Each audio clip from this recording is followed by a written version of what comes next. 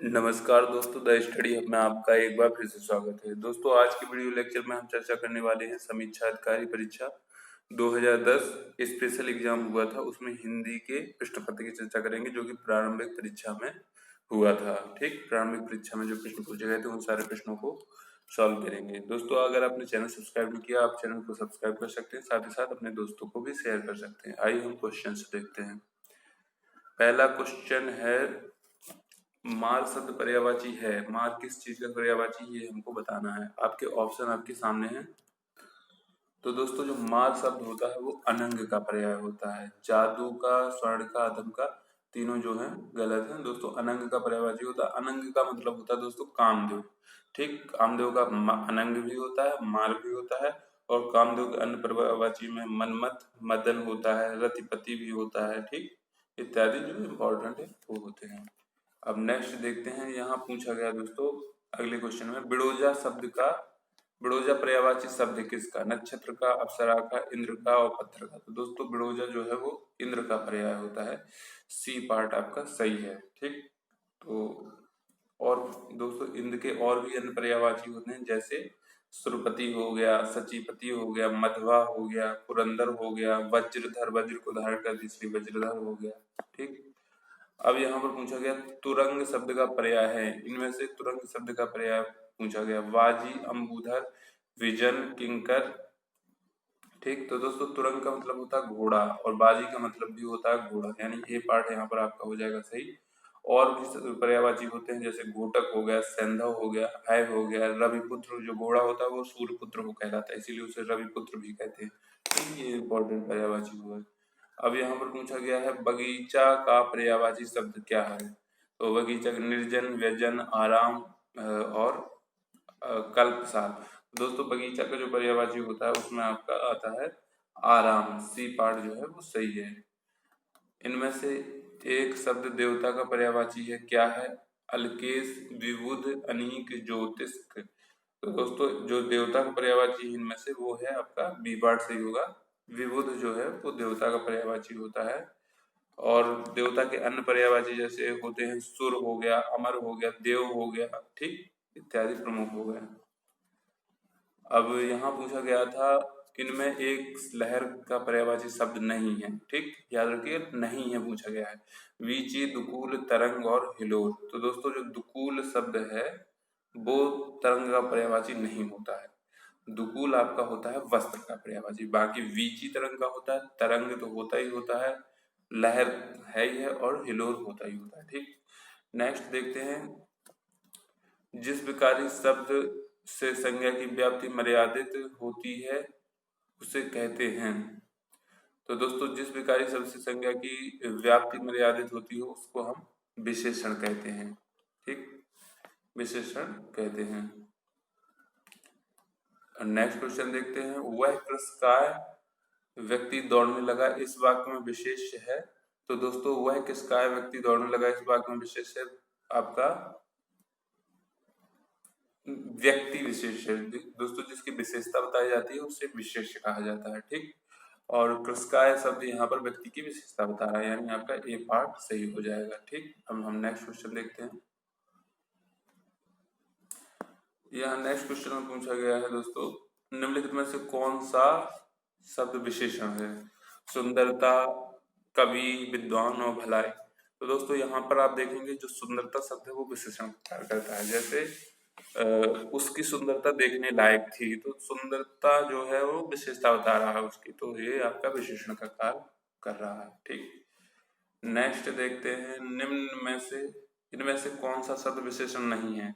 भयभीत, निर्भीक, भीरू और भय विशेषण नहीं है। ठीक, आपको बताना है। तो यहाँ पर देख सकते हैं आप,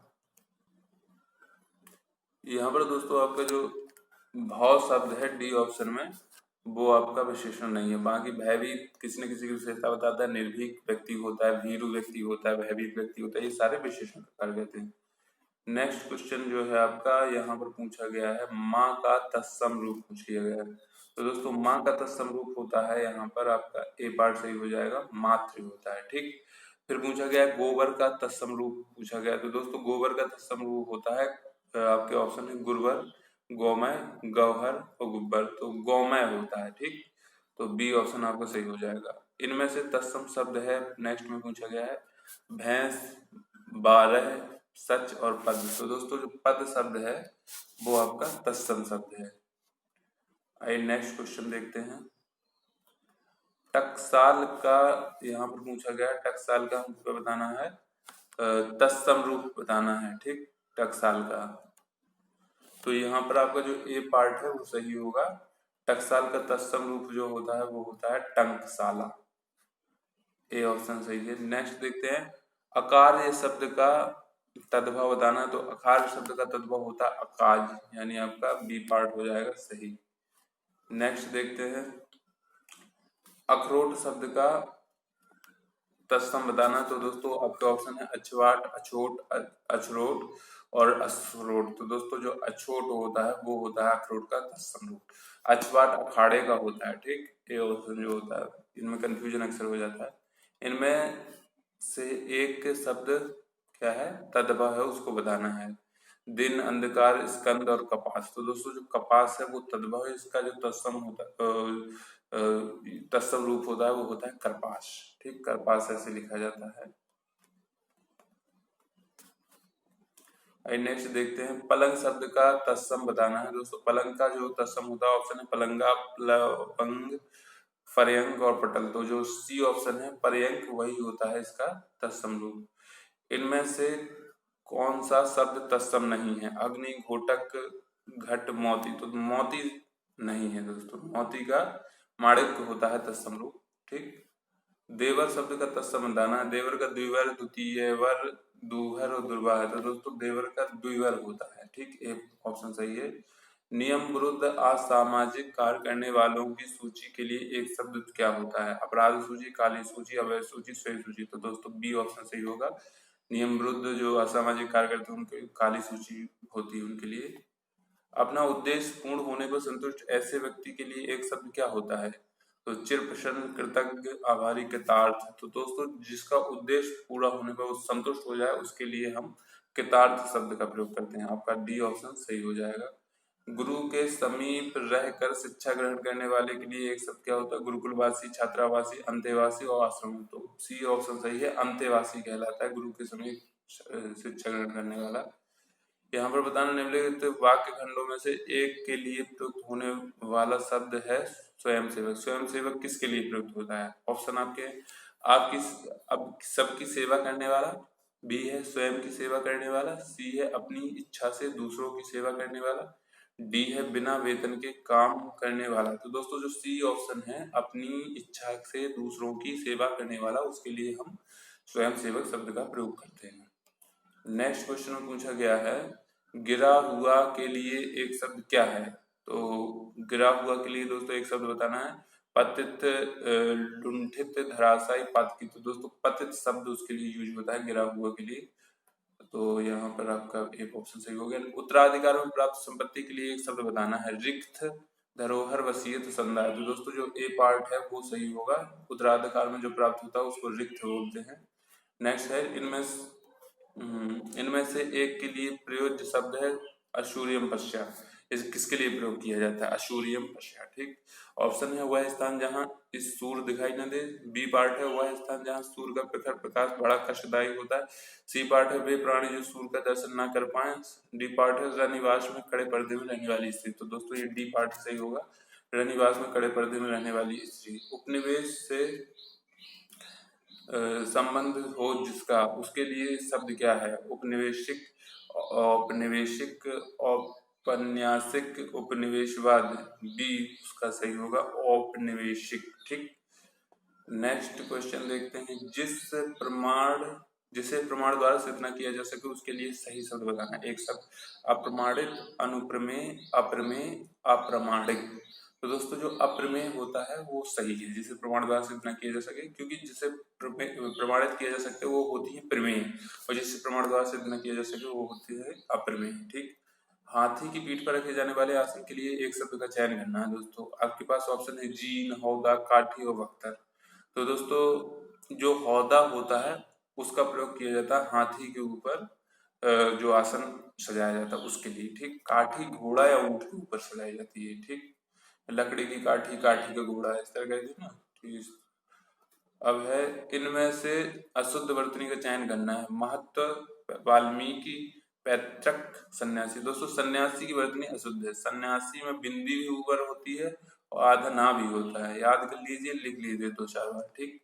नेक्स्ट क्वेश्चन है, इनमें से शुद्ध वर्तनी वाले शब्द का चयन करना है। आपके पास ऑप्शन है हिरण्यकशिपु, हिरण्यकश्यपु, हिरण्यकश्यप। देखने में आपको अलग अलग लग रहे हैं, प्रोनाउंसिएशन एक हो सकता है, अलग अलग ही होगा अगर धीरे धीरे करेंगे। तो जो आपका पार्ट ए है वो सही है, हिरण्यकशिपु, ये सही होता है। अब यहाँ पर बताना है, इनमें से शुद्ध वर्तनी का शब्द है ज्योत्सना, ज्योत्सना, ज्योत्सना, ज्योत्सना। तो दोस्तों जो आपका सी ऑप्शन है ज्योत्सना, वो सही है, ठीक। नेक्स्ट है, इनमें से एक शब्द की वर्तनी अशुद्ध है। किसकी अशुद्ध है? अधीन, भागीरथी, जागृत, अनुग्रहित। तो दोस्तों जागृत की वर्तनी अशुद्ध है, जागृत की वर्तनी ये होनी चाहिए, ठीक। अब नेक्स्ट देखते हैं, इन नामों में से एक की वर्तनी अशुद्ध है। कौशल्या, मैथिली शरण गुप्त, मेघनाथ, राहुल सांस्कृत्यायन। दोस्तों राहुल सांकृत्यायन इनका नाम है, सांस्कृत्यायन। तो ये आधा जो सा है ये कट जाएगा, बाकी ये सही हो जाएगा। इस प्रकार आपका डी ऑप्शन सही होगा। अब यहाँ पर बताना है, इनमें से वर्तनी की दृष्टि से शुद्ध है। क्या शुद्ध है?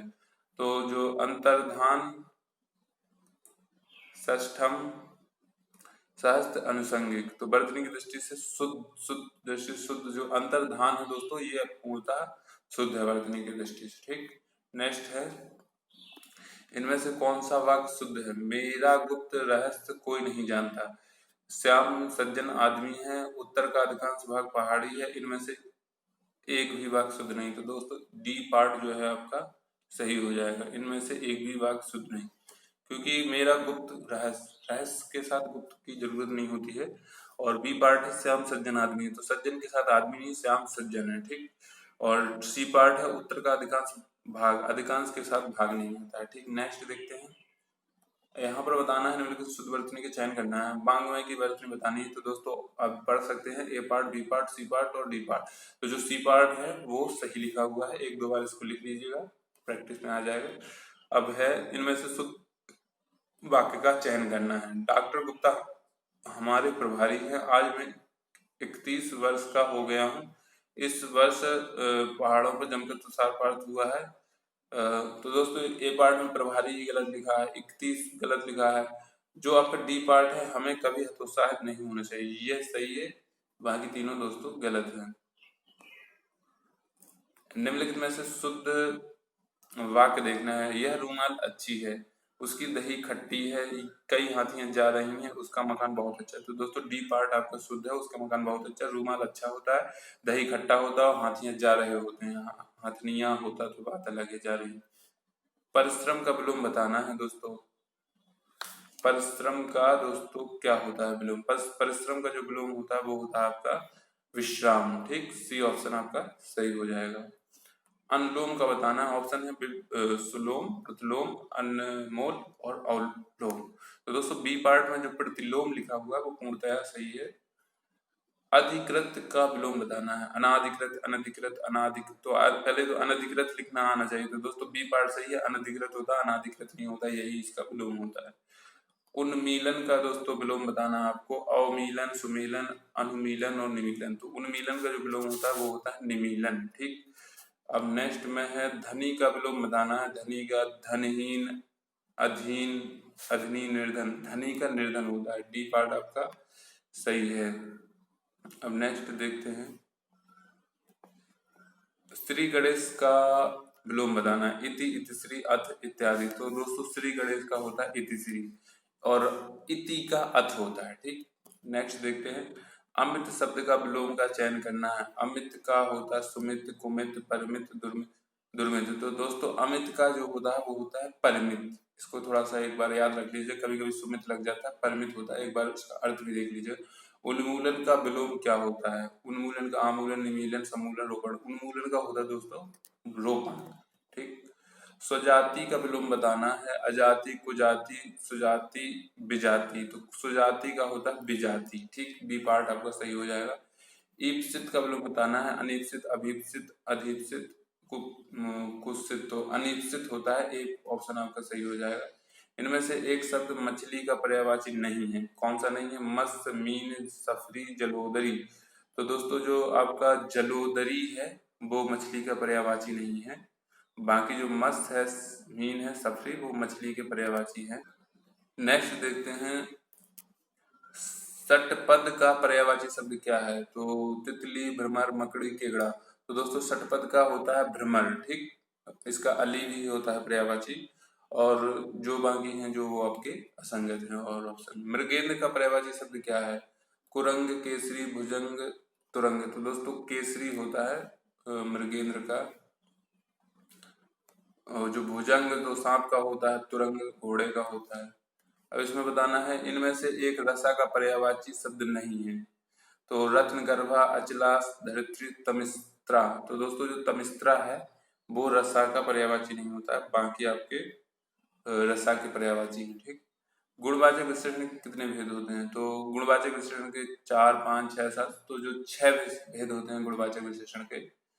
नेक्स्ट है, इनमें से किस वाक्य में गलत विशेषण प्रयुक्त हुआ है?